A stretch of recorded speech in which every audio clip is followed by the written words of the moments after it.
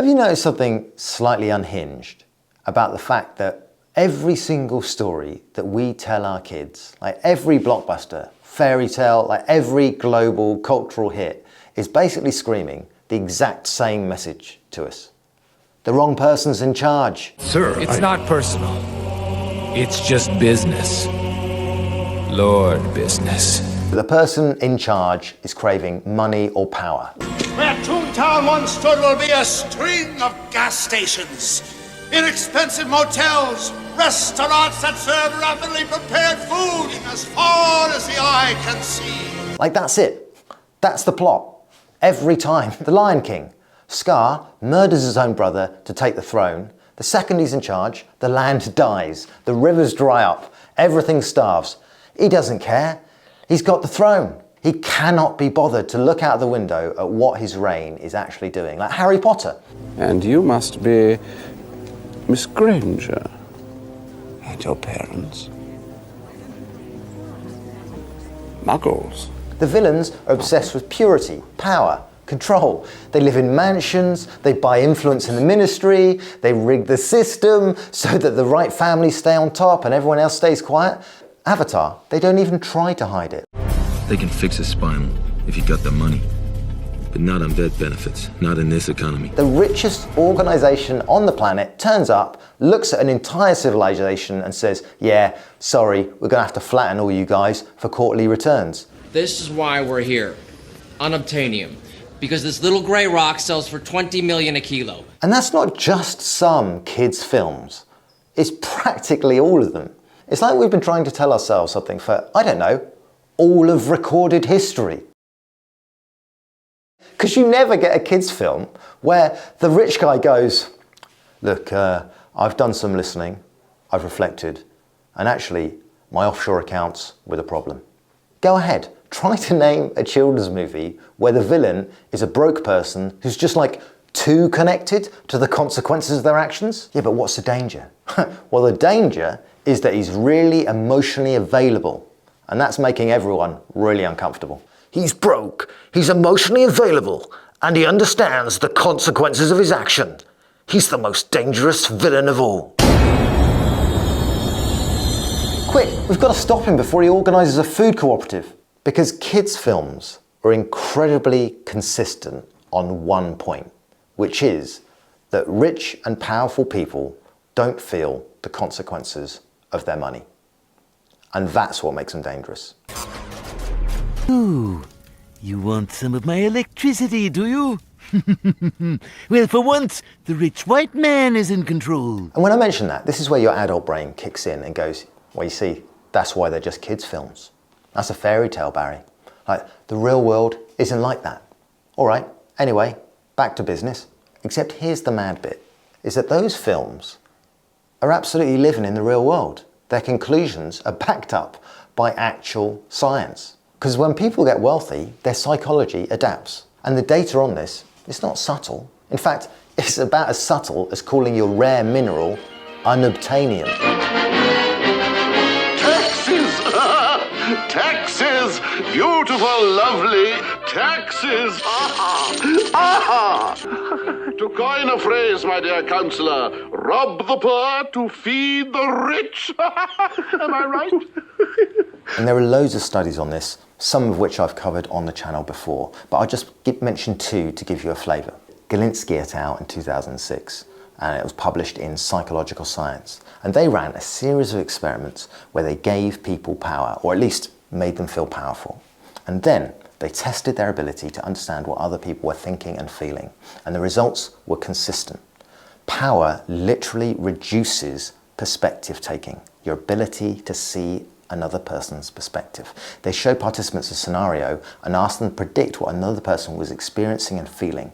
And powerful participants were measurably worse at it. And it's not that they didn't care, although that might have been part of it, I guess, but it was that their ability to mentally simulate someone else's inner experience actually decreased. Because your capacity to imagine what somebody else is thinking or feeling, a fundamental human skill, measurably deteriorates when you have power over them. And there are so many of these studies. Like there's a study by Kleef et al. In 2008 called Power, Distress and Compassion.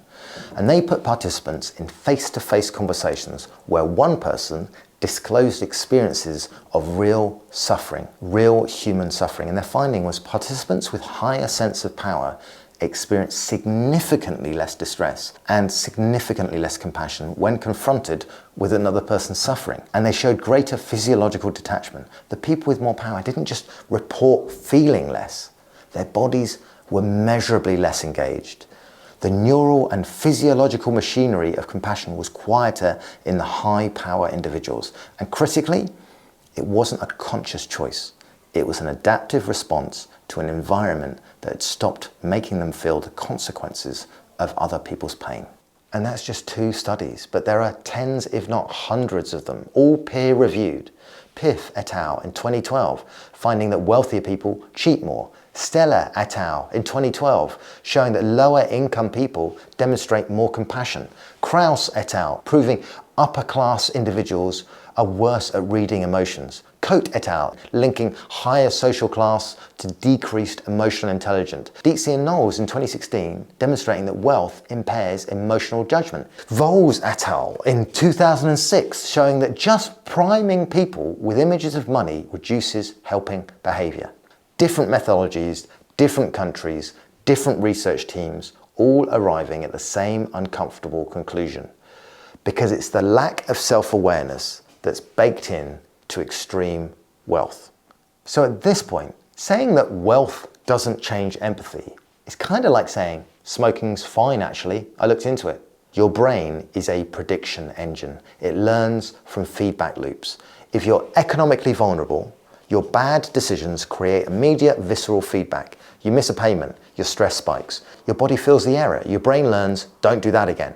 If you're economically insulated, bad decisions create a memo, maybe a meeting. But the pain gets distributed across balance sheets, gets absorbed by people that you'll never meet, or expressed in metrics that you don't have to look at. Your nervous system receives no signal that says this caused harm. So your brain reaches a natural but quiet conclusion. I must be doing something right. Get me. And that's not narcissism. It's adaptive learning to an environment with broken feedback loops. It is no concern of mine whether your family has... What was it again? Food? Ha! You really should have thought of that before you became peasants. We're through here. Take him away. Next! But Okay. So if our collective unconscious has been warning us about this for centuries, why do we keep ignoring it? Why do we watch these films, cry, nod, applaud, and immediately go back to saying, great film, total fairy tale. Right, let's get back to exploiting people for profit. Get in. And part of the problem is bias, and they're all biases that I've covered before, like authority bias, where we mistake wealth for wisdom, or system justification bias, because it's easier to believe the system is fair than accept that it's absolutely broken and that we're inside of it. But the main reason is a lot more boring than that. Because dismantling power structures is really hard work. It's not like IKEA furniture where you just reverse the instructions. Like there's no Allen key for capitalism. You can't just unscrew neoliberalism and pop it back in the box.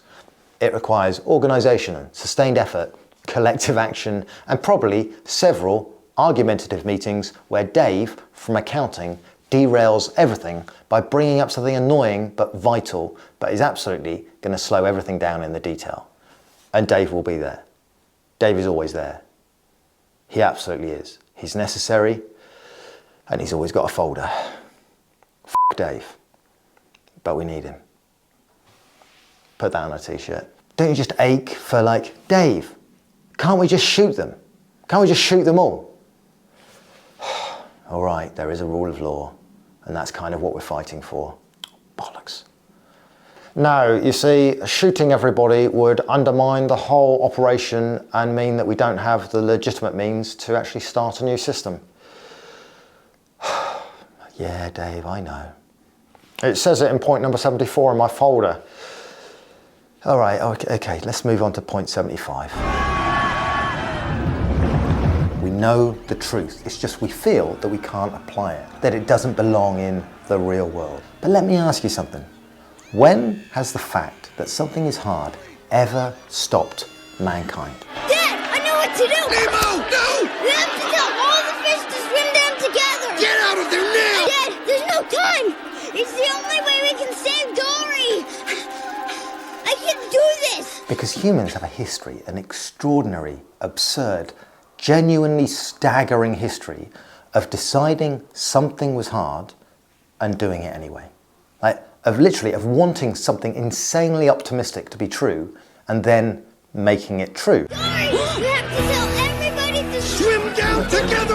You understand what I'm saying to you? Swim down! Like, we wanted to fly. So a couple of bicycle mechanics from Ohio decided gravity was more of a suggestion than a rule, and we flew. Swim down! Swim down! We wanted to see at night, like not candles, not fire, actual reliable light in every room on Earth. Light in the evening? Yes, please. So we ran electricity through pieces of wire until it glowed, and then we put one in every room in the planet. Edison tried over 1,000 different materials for that filament. 1,000 times it didn't work, and he kept going because he wanted it to be true. Don't give up! Keep swimming! Just keep swimming! We went to the moon. The frickin' moon, people. We built the internet. We decoded the human genome. We performed the first heart transplant. We took somebody's heart out of their body, put it into another person's body, and went, there you go, have a nice life.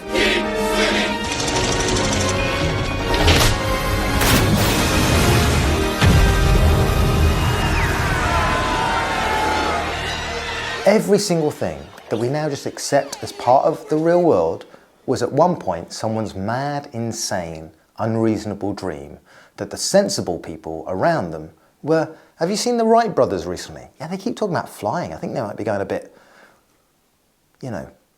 cuckoo. Because the Wright brothers weren't being realistic. Edison was not being realistic. The first person that said, I think we could go to the moon, actually, was not being realistic. I mean, how much evidence do we want that anything is possible? Trump is the President of the United States. So yes, changing how we organise power is hard. It requires organisation, coordination, years of work, and tragically, working closely with Dave. So the question isn't whether this is hard, right? The question is, why are we treating this particular hard thing, the moral and empathic evolution of our civilization, as the one category of human endeavour where we're suddenly realistic about the limits? And it's not even as difficult as it feels, right? You can look at my video here about the Centola studies and the 25% and S-curves, and honestly, it's attainable, it's possible, it just feels impossible. So why are we treating this one thing as so hard? And that brings me to a best-selling author that you may or may not have come across. Their name is Yuval Noah Harari. Now, if you haven't read him, he's a historian and philosopher. He was born in 1976. He received a PhD from Oxford in 2002. His first book, Sapiens, A Brief History of Humankind, was published in 2011 and has since sold over 50 million copies worldwide. He is, by any reasonable measure, one of the most widely read thinkers on the planet right now. And his core argument in Sapiens is the thing that runs under everything else for humankind is this. The reason humans dominate the planet isn't our opposable thumbs, it's not our brain size, it isn't even our tools. It's this. We are the only animal that can get millions of complete strangers to cooperate around a shared fiction. For example, money is just a story we all agree to believe. Well, with religion, it's easy. It's easy to understand that lots of people come together to build a cathedral or to fight a crusade because they all believe in the same fiction, which is something that no other animal can do. Like with chimpanzees, you can't convince a chimpanzee to give you a banana by promising him that after he dies, you'll go to chimpanzee heaven and you will receive lots and lots of bananas. So now give me this banana. No chimpanzee will believe such a story. Humans do believe such stories, which is why we control the world and not the chimpanzees. But it's important because it's not just religion. You find the same thing happening in the legal sphere, in the economic sphere. In the legal sphere, most legal systems today are based on the idea of human rights. But human rights are a fictional story, just like the stories about God and heaven. They are not a biological reality. If you take a human and cut him open, you don't find human rights inside. They're not inscribed in our DNA, in A, C, G, and T. It's just a very positive story, a very effective story, but still it's in our imagination.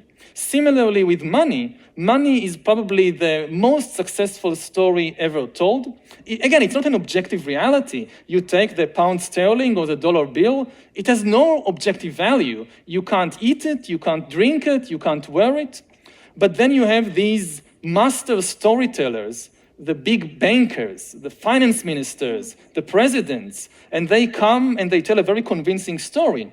Look, this piece of paper, it is actually worth 10 bananas. And if I believe it, and you believe it, and everybody believes it, it works. It actually is worth 10 bananas. I can take it, go to a complete stranger in some supermarket whom I never met before, give him this piece of paper, and he will give me real bananas in exchange, which I can actually eat. Try doing it with a chimpanzee, it won't work. Everything is stories. Every cathedral, every constitution, every corporation, every moon landing was built by humans who first had to agree on a story about why it mattered. Which means, if you want to understand what humans are actually capable of, you don't look at the resources, you don't look at the technology, you look at the story they're currently willing to believe. And this is where it gets a bit uncomfortable. Because Yuval Harari, he doesn't just make the case that stories are the engine of civilization.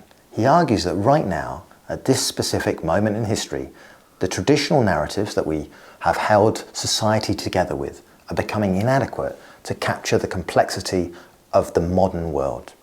The liberal story of freedom, progress, individual rights, the arc bending towards justice, just has no obvious answers to the biggest problems that we face. The nationalist story is doing what it always does, which is dividing our civilization into different and often hostile camps. The religious stories are fracturing, the political stories are also fracturing. And what fills the vacuum when the shared stories collapse? Yuval Harari is clear on that too. When people can no longer make sense of the world and they get overwhelmed, they become susceptible to conspiracy theories and support whoever offers them certainty, however false, however mad that certainty feels. Remind you of anyone that's absolute certain and absolute mad? Right now we are absolutely in a moment of story failure, which is precisely why this matters now. Saruman believes that it is only a great power that can hold evil in check. But that is not what I have found. I found it is the small things, everyday deeds of ordinary folk that keeps the darkness at bay. Simple acts of kindness and love. Why Bilbo Baggins? Perhaps it is because I'm afraid. And it gives me courage. It's because these stories, they keep trying to tell us of our truth, compressing decades of lived experience and neurological reality into 2 hours and putting it in front of us with popcorn, become important. More than important, vital. Because that's not an accident. That's us, collectively refusing to stop knowing what we know. The real question is, why do we keep filing out under entertainment and walking away? Because we know it. A 5-year-old watches The Lion King, and within 11 minutes, they've correctly identified the problem, understood the stakes, and worked out what needs to happen. Then they grow up and spend the next 30 years being in meetings with Scar and going, yeah, I can see what you mean there actually, Scar. Yeah, that's actually a good point. Would you like a muffin? We understood it perfectly. Then we grew up and decided that that was the naive version. The children's movie is the neurological data, the science, fact. Every rewatchable kids blockbuster and every fairy tale that's ever told is doing exactly what the studies do, just faster and in a way that your nervous system can actually absorb. These stories, they don't just describe empathy, they produce it. These stories take you out of your own life and put you inside the nervous system of someone else for 2 hours. These stories give your brain the feedback loop that extreme wealth systematically destroys. They are, in a very literal sense, the antidote to the exact problem we've been describing. You are not alone. Poi Inequality.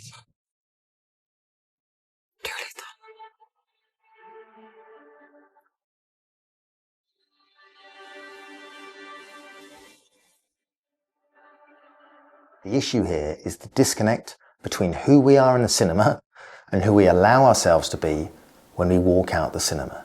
The version of you that knew instinctively in your body that the wrong person was in charge.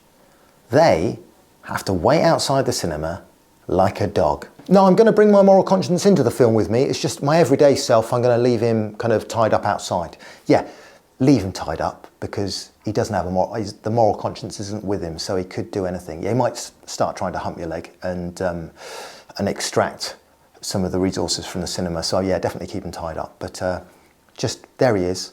Leave him alone. Yeah, he'll probably shit himself. Yeah, that's what he does. In the cinema, you know Scar is wrong. You know unobtainium is wrong. You know the guy in the boardroom who can't see the people outside the window is wrong. You feel it in your body. That feeling is not naivety. That feeling is accurate.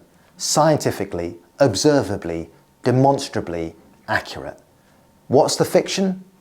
The fiction is the real world. That everything is based on status of wealth. That one bit of paper is worth more because it's got a different number on it. Yeah, I've got to wake up at 7 in the morning and go somewhere I don't like for 40 hours a week in order to get survival tokens. Can you pay me some more survival tokens? I earn 30,000 survival tokens a week. It's a fiction. What we've created outside the cinema is a fiction, a piece of world building, but we've decided to accept it. I mean, even this right now. Right now, I am in a room in London, England, talking into a bit of plastic that then gets sent out through other bits of plastic that you receive in your bits of plastic, and you understand some noises that I'm making by flapping my meat at you that make you go, ah, or eh, or whatever. That's just madness. That is way madder than the story arc for Monsters, Inc. or Toy Story. And I cried at that. I also cry at this, but that's beside the point. In fact, the people 100 years ago, if you told them that I'd be able to talk into a bit of plastic, a bit of silicon, melted down sand to communicate with people telepathically, they'd think you were mad, or at least a wizard or storyteller. It's certainly not the real world. Reality is completely constructed, but these stories have a permanence to them. The stories are real. All of this isn't. All of this 100 years ago couldn't even be imagined. It's devilry! Burn him! We have the answer. It's like being lost at sea, being handed a compass that works perfectly and can totally save your life, but deciding you can't use it because compasses are for kids and adults use GPS. And GPS is telling me to go this way, to sail into the rocks. And the kids are all going, no, that's the way. The compass is even saying that. Listen, shut up. Live in the real world. I use GPS. It's got the most up-to-date, accurate information, and I paid good money for this GPS. Shut up, you little shit. Which means that the most radical thing that you can do in today's world is to watch The Lion King, The Wizard of Oz, Toy Story, and this time, act on it. We've really needed you at home. No one needs me. Yes, we do. To refuse to swallow the conditioning that tells you that not everything you knew was the truth is not the real world. Everything's destroyed. There's no food, no water. Simba, if you don't do something soon, everyone will starve. I can't go back. Why? You wouldn't understand. What wouldn't I understand? No. It doesn't matter. Hakuna Matata. What? Hakuna Matata. It's something I learned out here. Look, sometimes bad things happen. Simba! And there's nothing you can do about it. So why worry? Because it's your responsibility! To let Simba going back actually means something about accountability.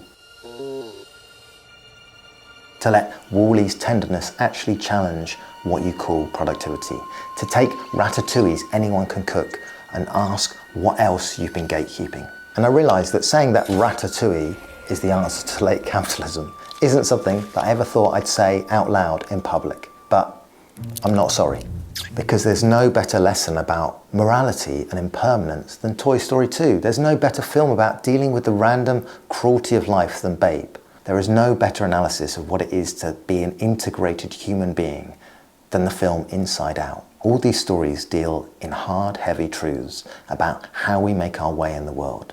Because mad as it sounds, real change happens when enough people stop privately knowing something and start acting like it's true in public. When a critical mass decides the children's movie version of the world is not the naive one, it's the correct one, and they're going to behave accordingly. Because people say we need a new narrative, a new idea to follow, but we don't need better stories. We just need to stop treating the ones we already have as something that we outgrew, because we have an unbroken track record of achieving things that should have been impossible when enough of us decided we wanted them enough. They happened. The world where the wrong person isn't in charge, where profit doesn't replace people, where somebody actually goes back, that's not a fairy tale ending. That's just the ending we keep writing over and over and over again, and yet keep refusing to choose. And actually, all we need to do is choose it. Thanks for watching. The prophecy is made up. But it's also true. It's about all of us. Right now, it's about you. And you still can change everything.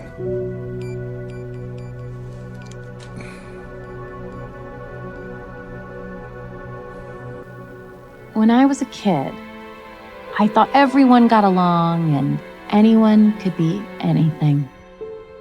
Turns out, real life's a little bit more complicated than a slogan on a bumper sticker. Real life is messy. We all have limitations. We all make mistakes, which means, hey, glass half full, we all have a lot in common. And the more we try to understand one another, the more exceptional each of us will be. But we have to try. So, present business is the bad guy? What I see are people inspired by each other, and people taking what you made and making something new out of it. But there are times when a critic truly risks something, and that is in the discovery and defense of the new. The world is often unkind to new talent, new creations. The new needs friends.